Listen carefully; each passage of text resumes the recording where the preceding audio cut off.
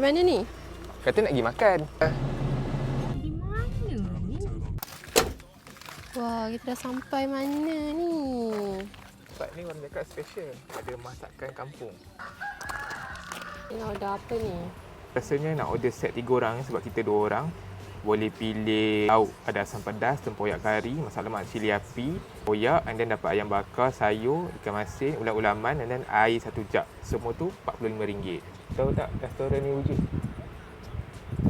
You boleh tak tahu, restoran 5 minit je dia rumah mak you tu. Makanan kita sudah sampai. Sambal udang, ulam-ulaman, gulai lemak. Ni gulai lemak dia. Semua ni sekali RM45 je, sekali dengan nasi dengan air. Tapi udang sambal ni tambah kan? Berapa ringgit? Kita on dah sambal RM8. Yang maknai. Look, Tumpah guys tu tadi. ini memang tak boleh behave. Tak boleh bawa majlis. Tak pernah tak tumpah. Ni sekejap dia ambil lauk ni, semua akan tumpah.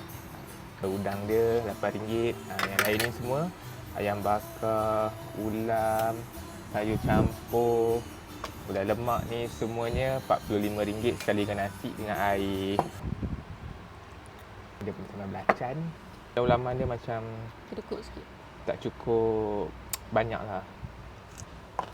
Sambal belacan sedap. Macam makan kat rumah.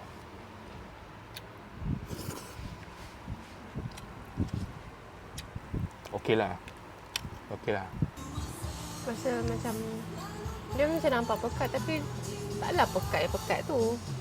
Dah sedap. Dia macam sour sikit. Okey, dah makan. Aku rate kedai ni 7/10.